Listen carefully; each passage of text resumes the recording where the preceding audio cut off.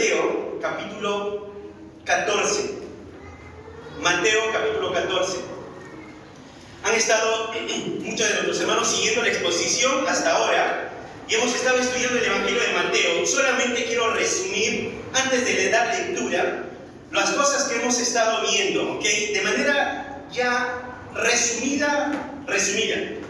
Hemos visto la presentación del rey, hemos visto el mensaje del rey y hemos visto el rechazo al rey.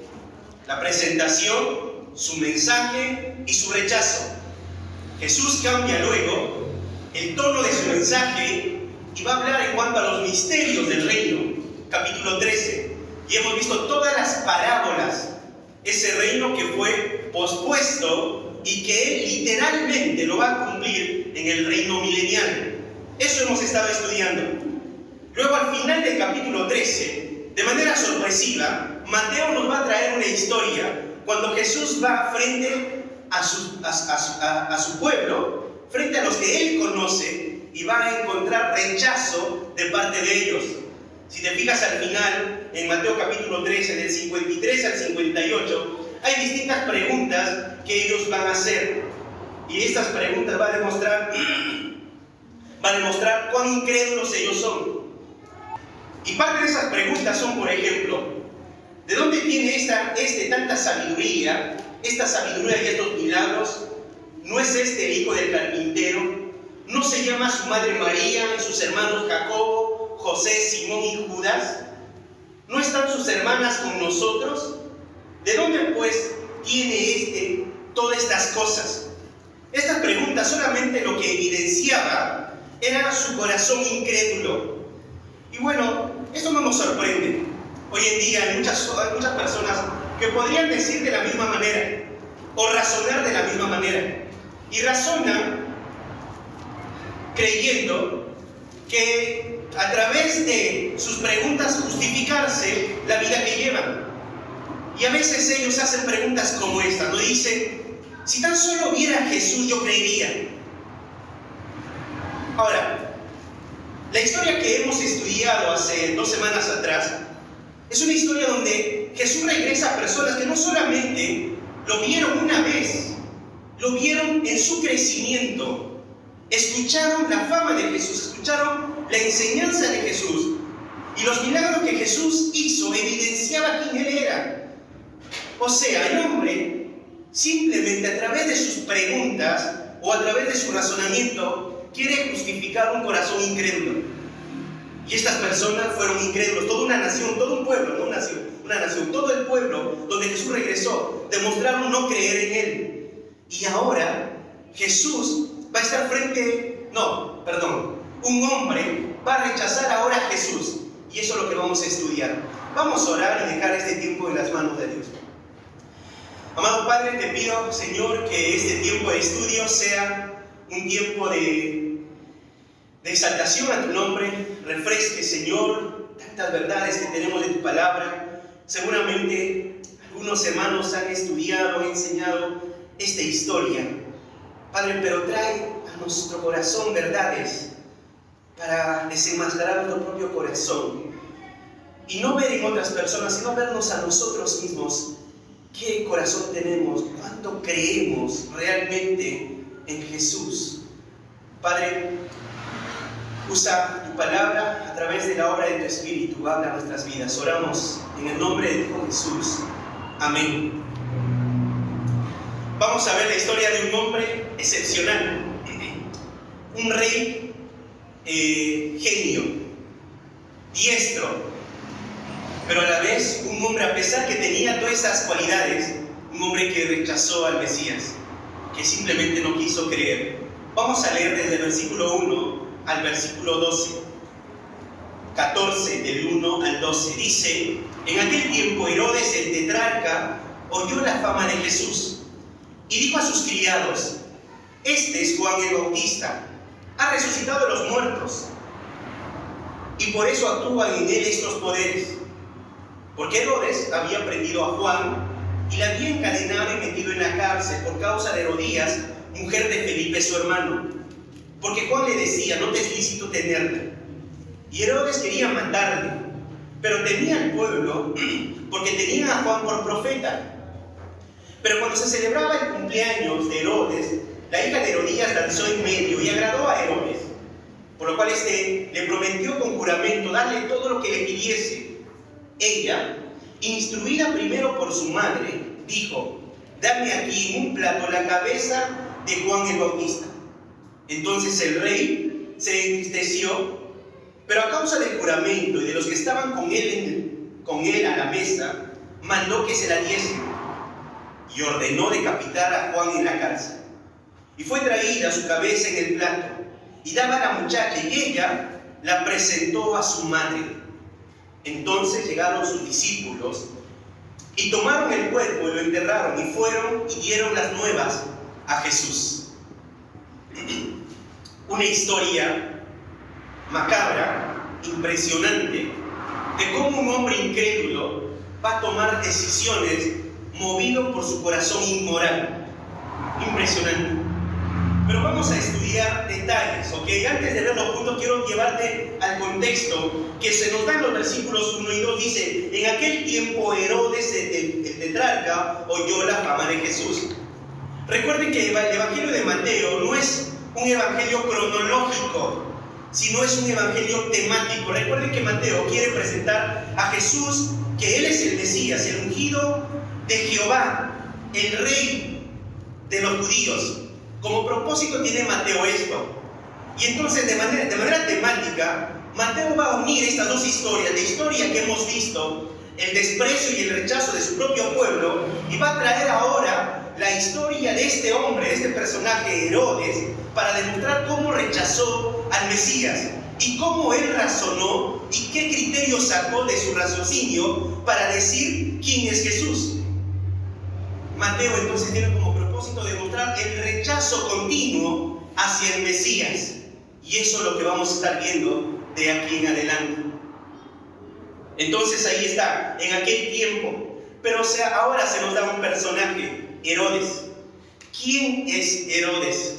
Seguramente a tu mente rápido vienen las escenas que hemos visto en las películas: un hombre con una túnica muy grande, con una corona. Bueno, Herodes era un rey, pero Herodes no es un judío, pero él está reinando en el pueblo de Israel.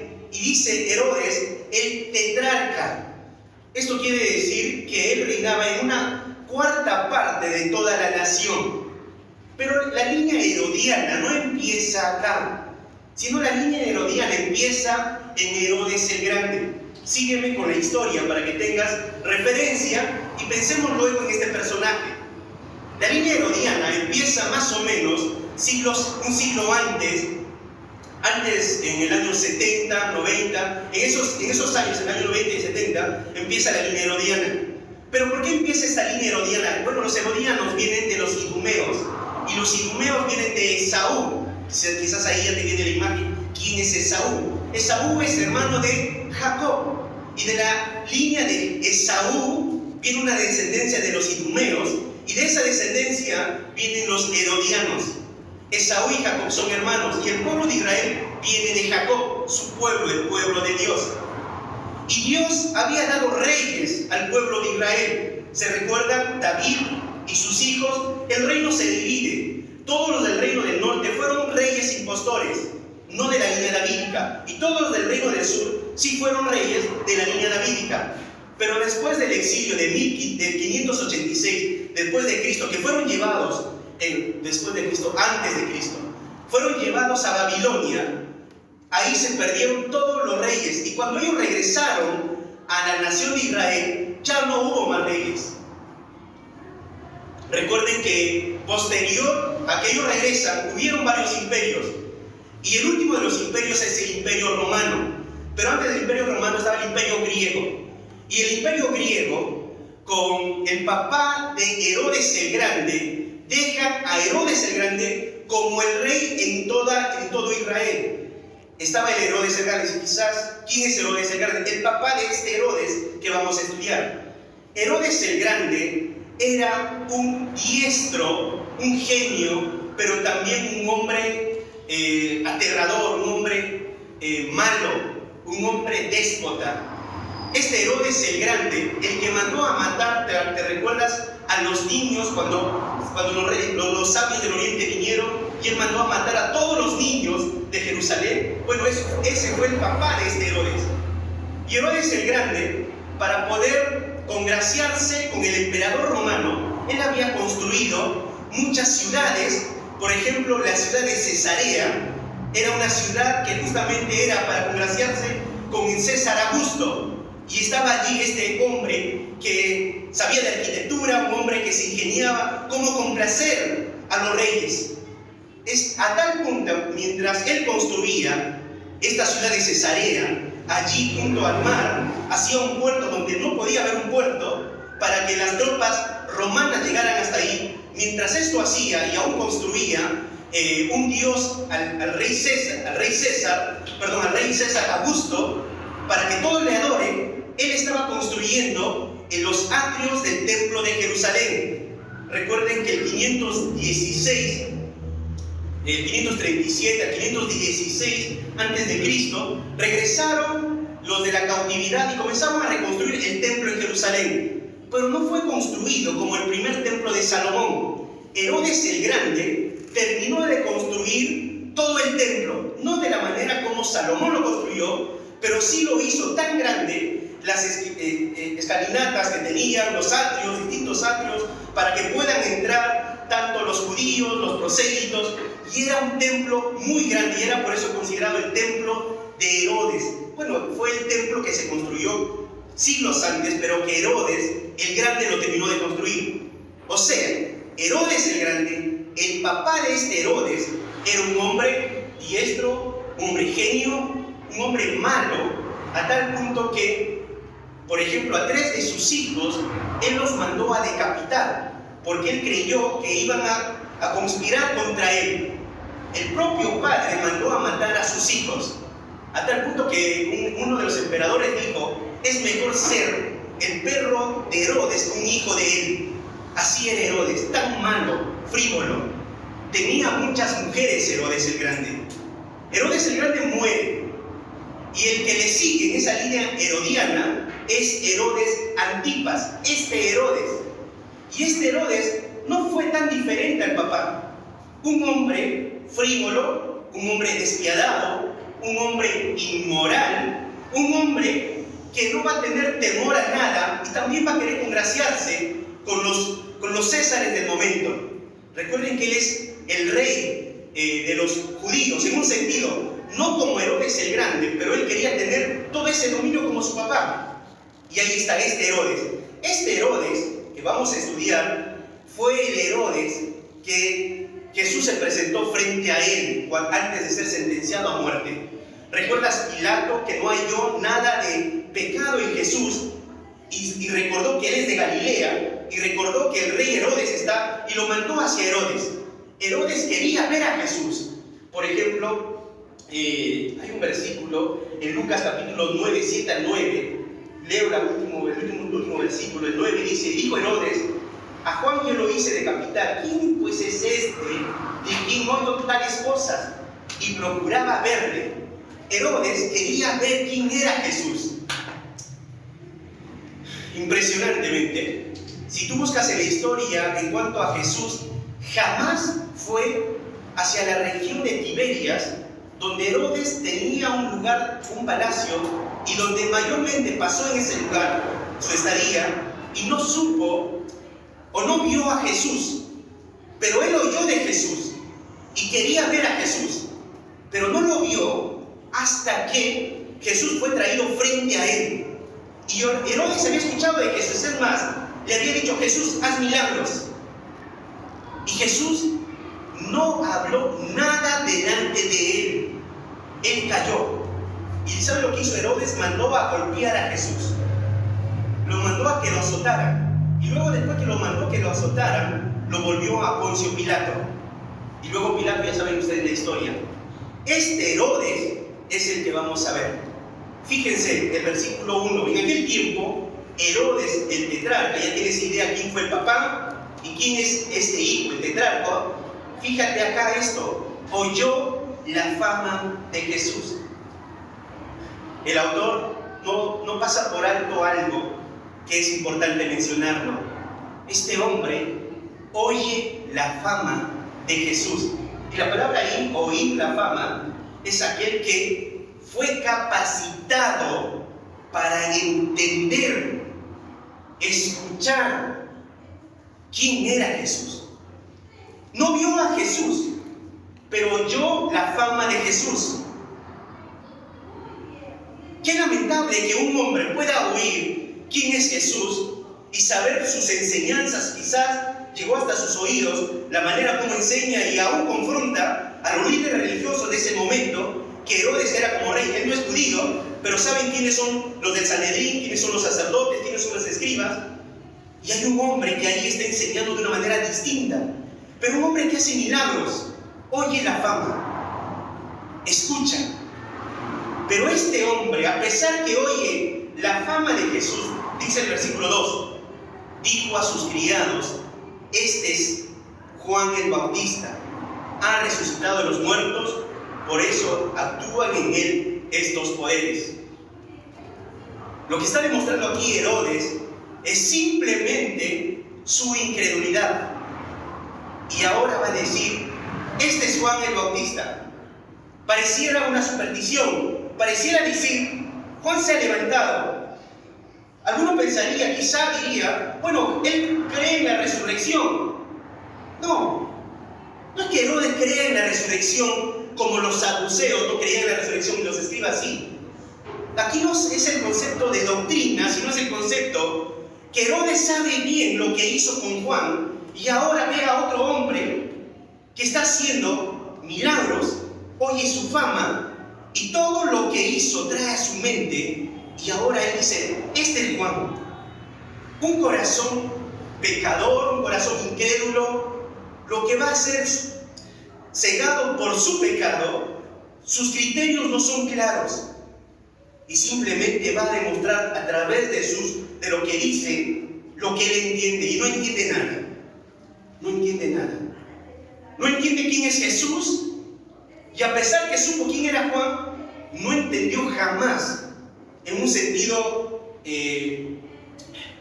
salvífico, en el sentido de, aunque Juan le increpó de su actitud, él jamás comprendió la condición en la que se encontraba.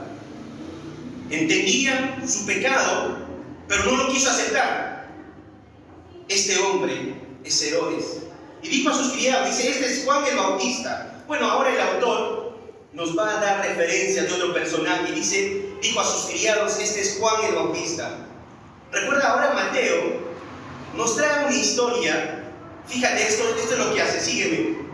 Mateo nos presentó en la sección anterior la incredulidad de todo un pueblo. Ahora en esta sección nos presenta la incredulidad de un rey. Rechaza a Jesús. Es más, dice: este es Juan el Bautista. Y Mateo ahora nos va a presentar en ese rechazo de esa incredulidad cómo este hombre dispuso e hizo con la vida de Juan el Bautista. ¿Qué cosas hizo con él? La vida de un hombre incrédulo, cegado por la inmoralidad, simplemente es decadente y llega a tal punto de ser cosas aterradoras en su vida. Y Herodes es un cuadro de ese hombre movido por sus pasiones para autodestruirse. Ese es Herodes. Entonces, dice, oyó la fama de Jesús y dijo a sus criados: este es Juan el Bautista. Bueno, Juan el Bautista, ¿quién era? Bueno, Juan el Bautista era el primo de Jesús. Sus padres eran padres piadosos de Juan. Distinto, ¿no? Qué contraste entre la vida de Herodes. Juan el Bautista, su papá, un sacerdote, su mamá, Elizabeth. Juan sería el precursor, aquel que iría delante de Jesús. Juan el Bautista reconocía bien su labor y lo que él hacía era presentar al Mesías. Juan era un hombre justo. Es más, Jesús habló de Juan diciendo: no hubo un hombre como él. Dijo: no hubo un hombre, no hubo y habrá un hombre más grande que él, que Juan el Bautista. Él fue el último profeta del Antiguo Testamento que proclamó quién fue el rey. Él fue el primer mártir, diríamos, de Cristo.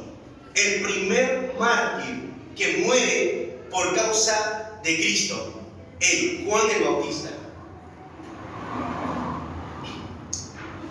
Marcos 1:7, Marcos 3:11, Juan 1:27. En Juan tienes varios versículos que hablan quién es Juan. Te leo y te menciono algunos nada más. Juan 1:27 dice: este es el mensaje, este es el que viene después de mí, el que es antes de mí, del cual yo no soy digno de desatar la correa del calzado. Fíjate lo que Juan el Bautista entiende. Jesús dice, es más grande que yo no soy digno de desatar las correas de su calzado. ¿Sabes? En aquel tiempo estaban los mentores y los discípulos. Juan el Bautista tenía discípulos, y muchos tenían discípulos. Y los discípulos obedecían al mentor. Pero lo que no hacía un discípulo era desatar las correas del calzado. Y Juan dice, yo ni siquiera soy digno de desatar. Él lo haría, pero reconoce quién es Jesús. Jesús es el Mesías, el Cordero de Dios. Es más, Juan va a decir en 1:34, dice, cuando lo vio, dio testimonio que este es el Hijo de Dios. Y Juan 1:29, cuando lo ve a Jesús, le dice, he ahí el Cordero de Dios que quita el pecado del mundo. Este es Juan. Juan el Bautista, versículo 2 de Mateo que estamos estudiando. Y dijo a sus criados, este es Juan el Bautista. Ya sabemos quién es Juan el Bautista, el precursor, el que bautizaba. Dice, ha resucitado de los muertos y por esto actúa en él estos poderes. Ahora lo que va a hacer Mateo es narrarnos cómo él muere, cómo el precursor muere. ¿Y por qué llega a esa conclusión luego Herodes? Así que vamos a ver en 3 puntos todo esto, ¿ok? El primer punto que vamos a estudiar es el odio del incrédulo por causa de su pecado. Ese es el primer punto. El odio del incrédulo por causa de su pecado. Te decía, el hombre sin Dios, el hombre incrédulo, va de continuamente hacia el mal, va tras su pecado y va cayendo a más y más fondo. Este es el cuadro de este hombre. Vamos a leer el versículo 3 al versículo 5. Dice, porque Herodes había prendido a Juan y le había encadenado y metido en la cárcel por causa de Herodías, mujer de Felipe su hermano, porque Juan le decía, no te es lícito tenerla, y Herodes quería matarle. Pero temía al pueblo porque tenían a Juan por profeta. El primer punto, el odio del incrédulo por causa de su pecado. Fíjate cómo empieza el versículo 3. Porque Herodes había prendido a Juan. En la historia se nos cuenta que Juan el Bautista predicaba en el desierto de Judea, cerca al río Jordán. Y cuando él predicaba, el tono de su mensaje era fuerte. Él no diluía sus verdades. Es más, le era lo mismo hablarle de una manera al rey que al hombre del campo. Ellos tenían el mismo problema, tanto un rey como un hombre sencillo, que tenían que arrepentirse. Y les decía, arrepentíos porque el reino de los cielos se ha acercado y hagan frutos dignos de arrepentimiento. El mensaje de Juan era directo. Y cuando se cruzó con este Herodes, Juan va a increpar la vida que llevaba este hombre. Y lo que había hecho Herodes es prenderlo y tomarle prisionero a Juan. Y dice el texto, y le había encadenado. Bueno, recuerda que esas cadenas no son como las cadenas que hoy tú ves con esposas. Es un calabozo frío, un lugar sin luz. Y ahí está el precursor del Salvador. Impresionante, ¿no? El precursor del Salvador, el que bautizó a Jesús, el que dijo, ahí hay el Cordero de Dios que quita el pecado del mundo, ahora está en la cárcel, encadenado. Pero te da la razón, por causa de Herodías, mujer de Felipe su hermano. Bueno, vamos a refrescar ahora un poquito más del padre.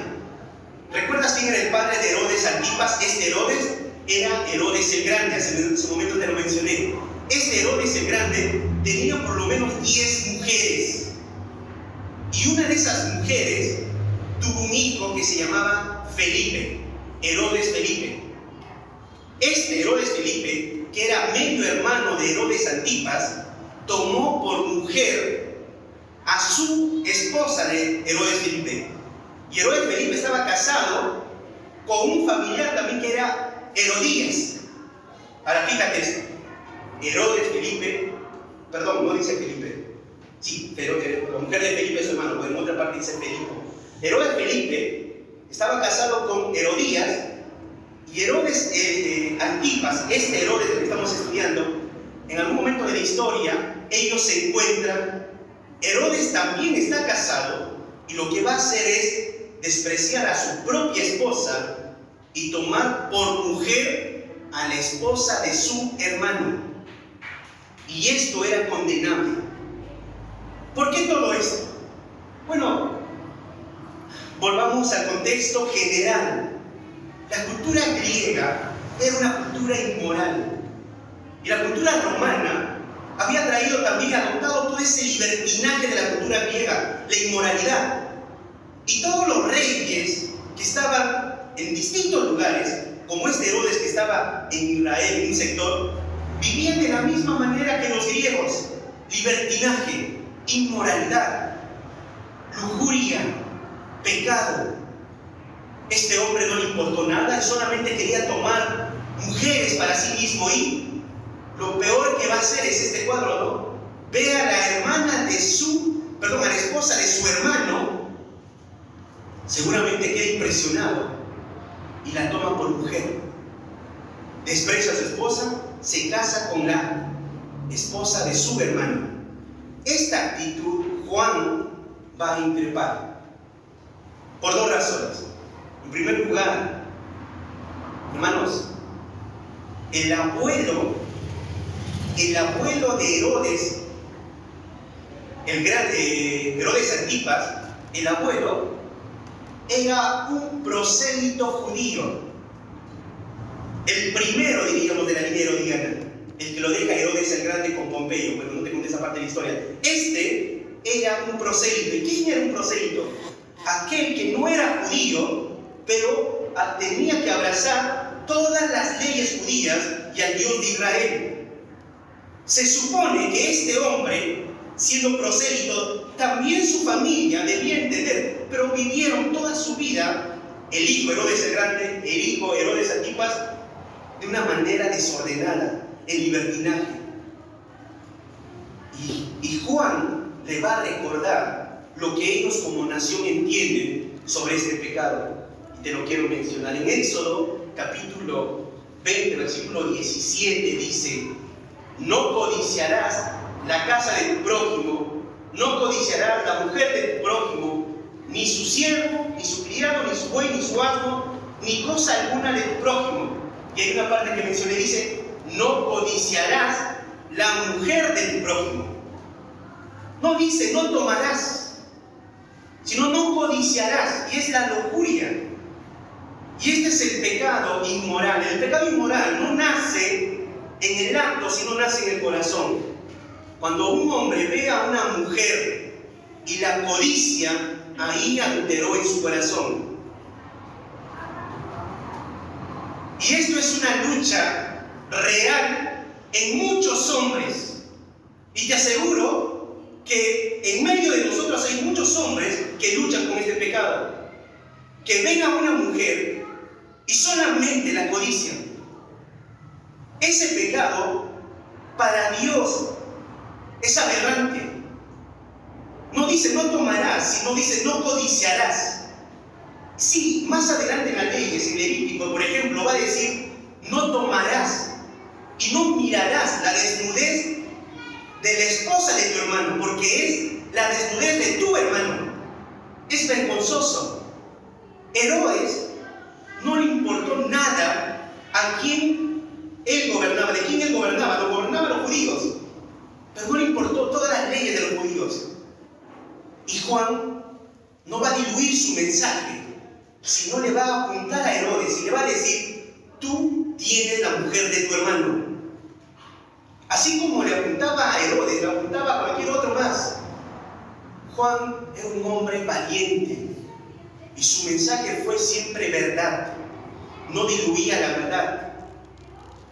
Por esta razón, bueno, antes de decirte algo más, el Levítico 18 y 16 es lo que te mencioné. La desnudez de la mujer de tu hermano no descubrirás, es la desnudez de tu hermano. Y Levítico 18, 26 dice: guarda pues vosotros mis estatutos, mis ordenanzas, y no hagáis ninguna de estas abominaciones, ni el natural ni el extranjero que mora entre vosotros. Que nadie se haga esto, ni el que es judío, ni el que mora entre vosotros. Y Herodes, sin ser judío, él moraba entre ellos y no debía hacer esto. Y Juan le dijo, y ahora pensemos, volvemos a Mateo capítulo 14, fíjate el versículo 3. Porque Herodes había prendido a Juan y le había encadenado y metido en la cárcel por causa de Herodías, mujer de Felipe, su hermano. Porque Juan le decía: no te es lícito tenerla. En esta palabra, no te es lícito tenerla, tenía la verdad Herodes. Como a cualquier otro le decía, como te decía hace momento. Pero él decidió seguir viviendo en su pecado. Entonces dice el versículo 4, porque Juan le decía: no te es lícito tenerla. Y el 5, y Herodes quería matarle. Quería matarle. Hay un proverbio que dice: corrige al necio y te odiará. Y es verdad. Corrige al hombre que ama su pecado, te va a odiar. Se va a enojar contigo. Y eso lo puedes ver quizás en tu propia familia. Corriges a alguien del pecado y se enoja porque ama su pecado y no quiere abandonar su pecado. El necio se enoja. Y este hombre no se enojó nada más, sino quiere matarlo. Su incredulidad se manifiesta ahora a través de un corazón que quiere matar. ¿Y de dónde nace esto? En el corazón. Herodes quería matarle. Pero fíjate, pero temía al pueblo porque tenían a Juan por profeta. Este hombre, en vez de temer a Dios, teme al pueblo. Así son los criterios del hombre pecador, hermano. Así es el criterio cuando estamos en pecado. Más tememos a las personas y lo que dicen las personas de lo que dice Dios. Y tapamos el pecado.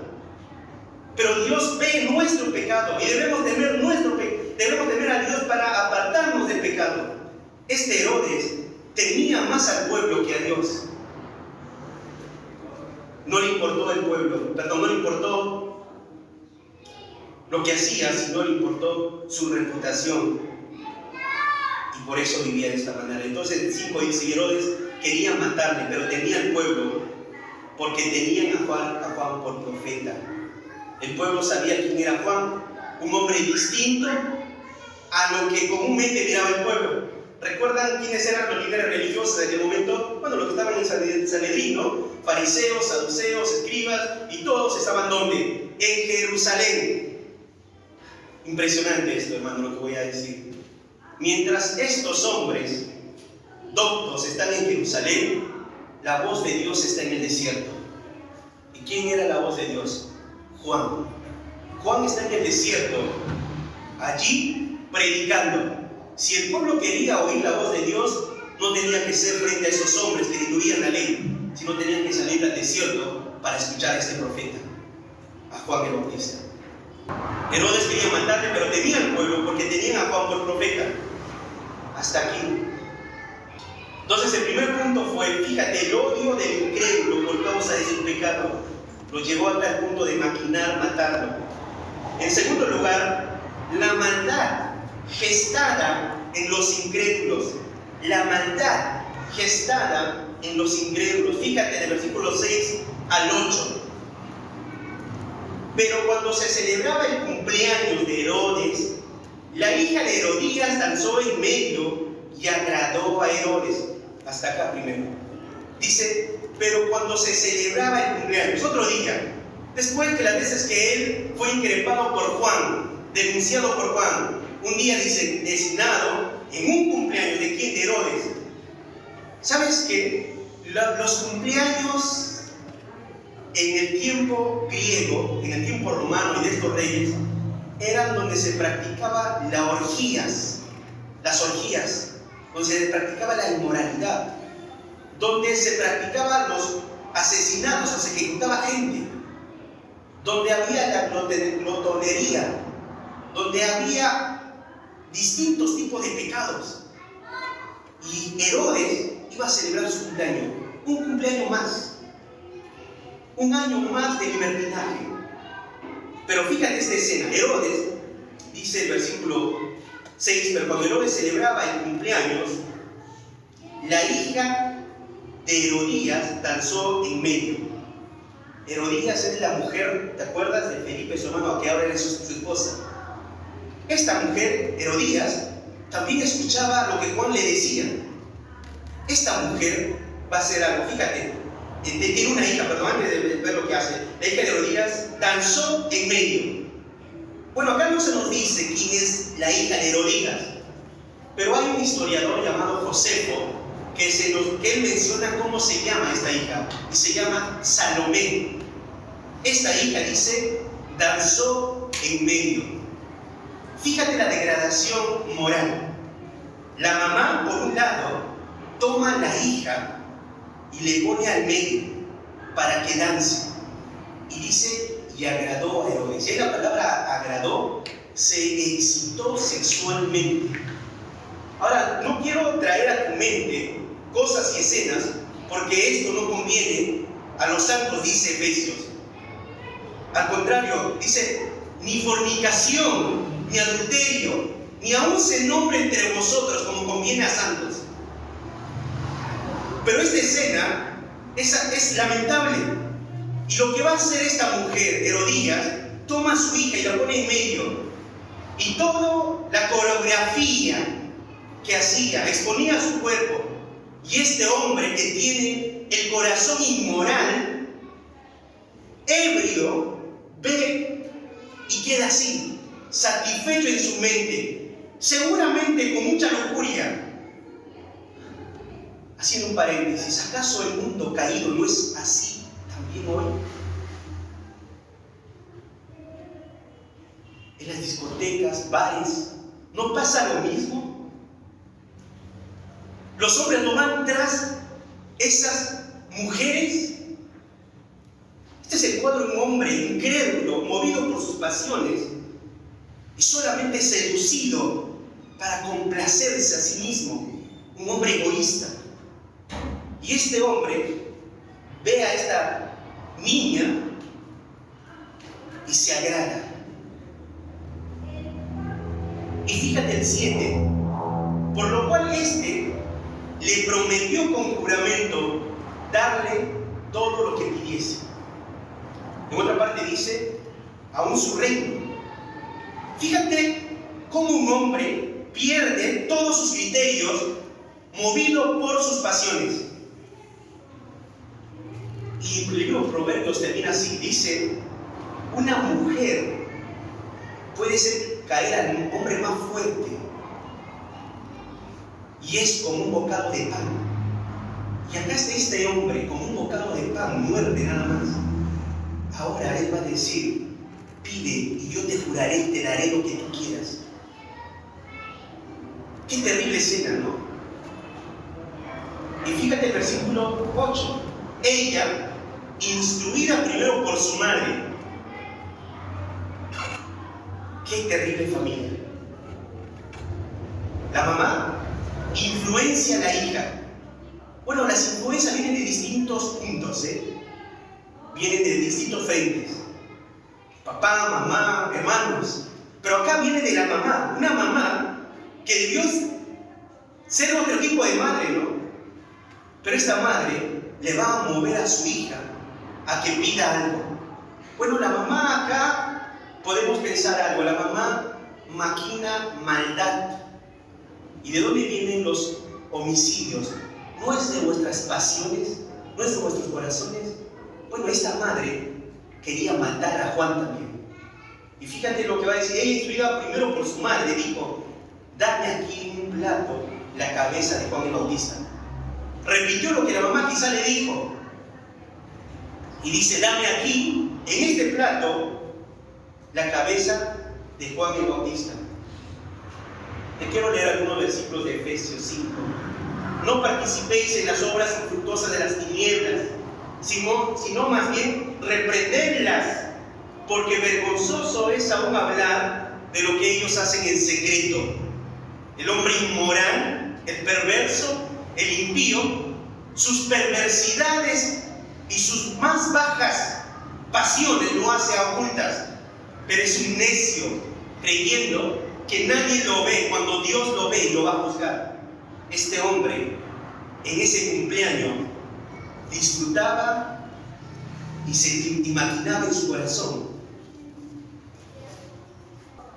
Mateo 15:19 dice, porque del corazón salen los malos pensamientos, los homicidios, los adulterios, las fornicaciones, los hurtos, los falsos testimonios, las blasfemias. Del corazón salen. Y Proverbio 4:16 dice, porque no duermen ellos si no hacen el mal, y pierden el sueño si no han hecho caer a alguno. Así se lo dictó. Me imagino, a través de este versículo de Proverbios, cómo vivía esta mujer, Herodías. Esperaba el momento para que maten a Juan. Juan está prisionero. Y no duerme con tal de pensar hacer el mal. Mátenlo, mátenlo. Y llegó el momento oportuno. Tomó a su hija, una hija que vive para lo mismo, seductora y en lascivia, desenfreno total. Y ahí está el cuadro de todo lo que hemos estudiado la semana pasada en nuestro devocional. No seáis como los otros gentiles que andan en la vanidad de su mente, teniendo el entendimiento entenebrecido, ajeno de la vida de Dios, por la ignorancia que en ellos hay, por la dureza de su corazón. Después que perdieron toda sensibilidad, se entregaron con avidez para cometer toda clase de impureza. Eso es lo que hemos estudiado. El hombre sin Cristo anda en un total desenfreno del pecado. Y Herodes es ese cuadro. La maldad se está gestando allí. Incrédulos, maquinando contra el precursor, Juan el Bautista. En tercer lugar, primero hemos visto el odio del incrédulo por causa de su pecado. En segundo lugar, la maldad gestada en los incrédulos. Y en tercer lugar, la maldad consumada por el incrédulo. Fíjate del versículo 9. Entonces el rey se entristeció. Qué paradójico, ¿no? Pareciera que hay un arrepentimiento. Bueno, no. Este está triste por su reputación. Es un egocéntrico. Él tiene una fama que quiere cuidar. En un sentido, algunos creen que él en un sentido tenía un tipo de respeto hacia Juan. Puede ser que tiene un tipo de respeto hacia Juan. Pero este hombre se entristeció no por arrepentimiento. Fíjate, pero a causa del juramento y de los que estaban con él a la mesa, mandó que se la diese. Su tristeza, quizás sería así, externa, no genuina, es sobrepasado. Fíjate, el versículo dice, pero a causa del juramento, es sobrepasado por su propio orgullo. Él es el rey, dijo, y lo tiene que cumplir. Y de los que estaban con él en la mesa, tiene reputación. Este hombre se ama a sí mismo. Y quizás al lado de él están otros militares, otros gobernadores. Es su cumpleaños y quiere quedar bien. Dijo algo, movido por sus pasiones. Vio a una mujer y fue seducido. Y ahora, ¿qué va a decir? Dice, mandó que se la diese. Este hombre, sus manos son culpables porque determinó matar a Juan. Determinó matar a Juan. Versículo 10. Y ordenó decapitar a Juan en la cárcel y fue traída su cabeza en un plato. Toda esta escena pasa esa noche.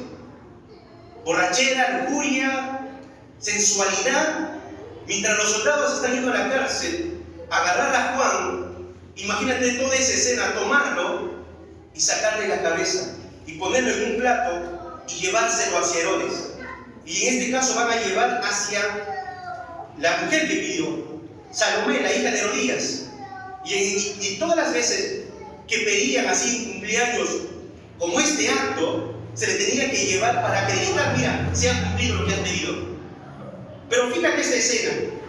Y fue traída su cabeza en un plato y dada a la muchacha, y ella la presentó a su madre.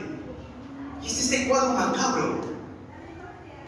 Esta mujer toma el plato y lo lleva danzando como si fuera un plato de comida, para que su madre vea al final y queda complacida por todo el odio que gestó, y ahora ve a su enemigo, la cabeza de su enemigo delante de ella.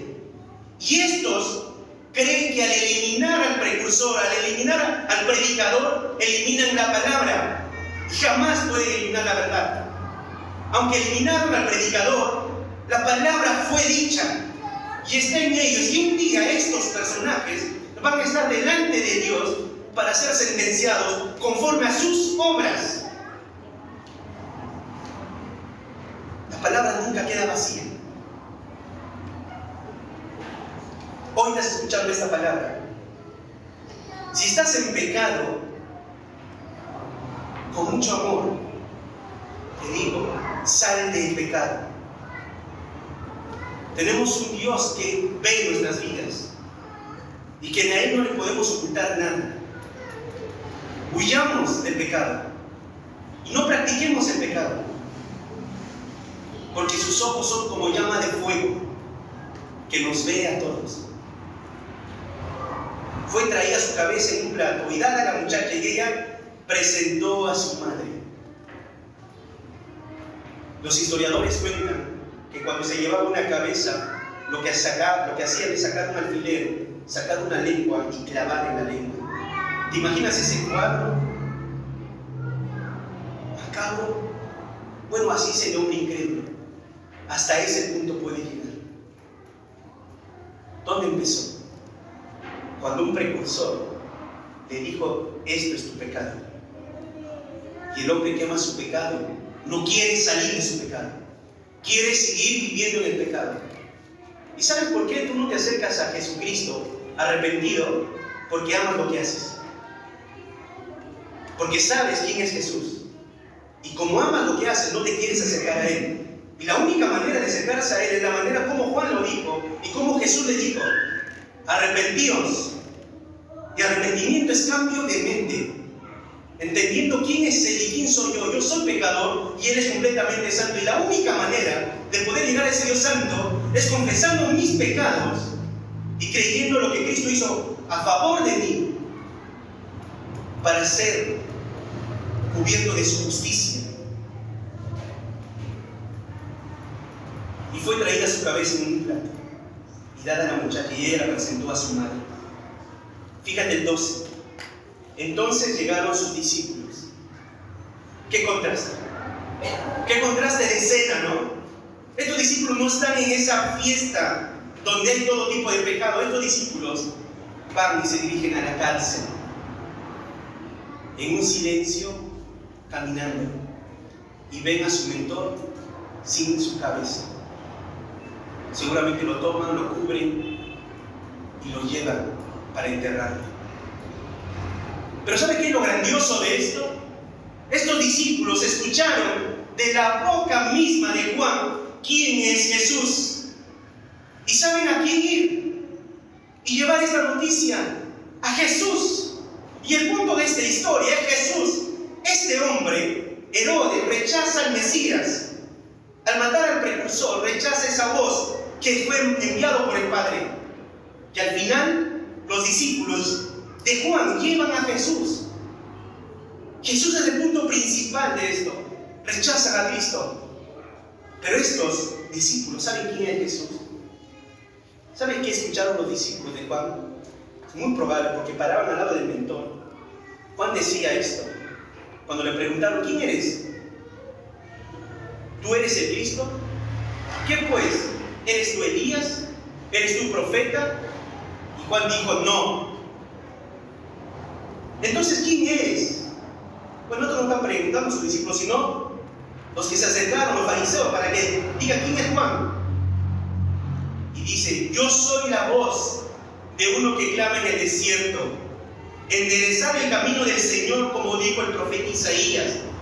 Y los que habían sido enviados eran de los fariseos, y le preguntaron y le dijeron: ¿por qué pues bautizas si tú no eres el Cristo, ni Elías ni el profeta? Juan le respondió diciendo: yo bautizo con agua, mas en medio de vosotros está uno a quien vosotros no conocéis.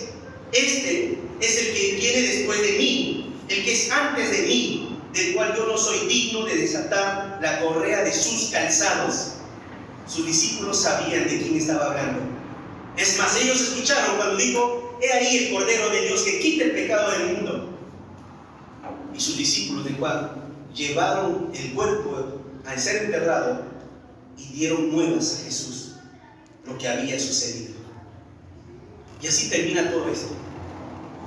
Este hombre incrédulo, toda esta escena termina de esa manera. Un hombre cegado por la incredulidad. Herodes, su odio le llevó a pensar en matarlo. Su maldad se gestó en medio de su cumpleaños. Allí se gestó su pecado.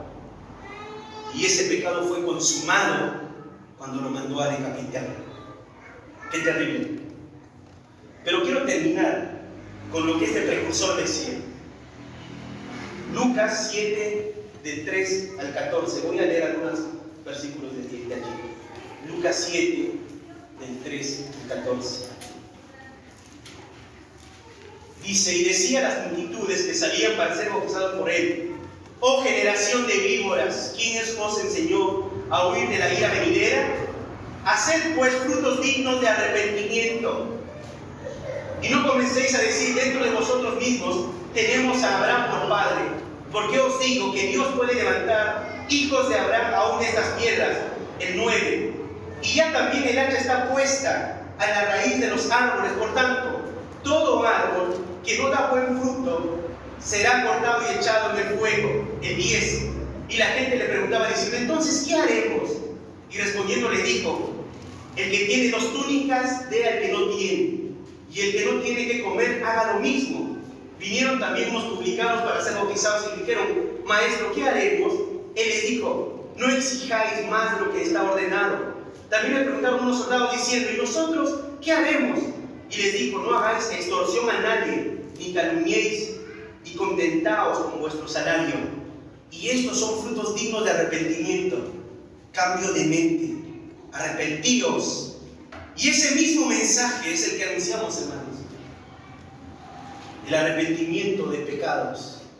No en el concepto, como paréntesis, no la predicación en sí misma de Juan, porque él hablaba del reino de los cielos se ha acercado, sino predicamos el evangelio de Jesucristo, que deben arrepentirse de sus pecados y hagan frutos dignos de arrepentimiento. Y aquel que se ha arrepentido genuinamente, hay un cambio de vida, porque es regenerado, porque creyó en Jesucristo.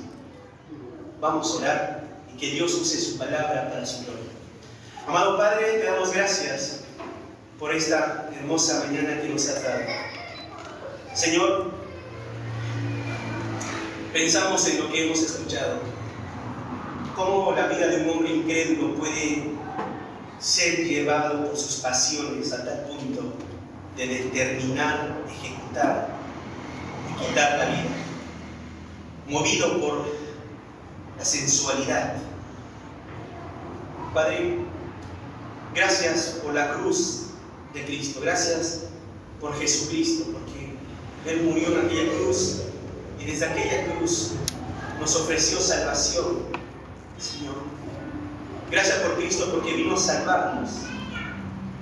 Padre, esta mañana te pido que uses tu palabra para confrontar, afirmar en cada uno de nosotros, Señor, dónde está nuestro corazón. Quizás alguno aún lidiando con pecados y no quiere aún acercarse a ti. Que a través de este cuadro vea ¿Cómo termina un hombre sin ti, eternamente perdido?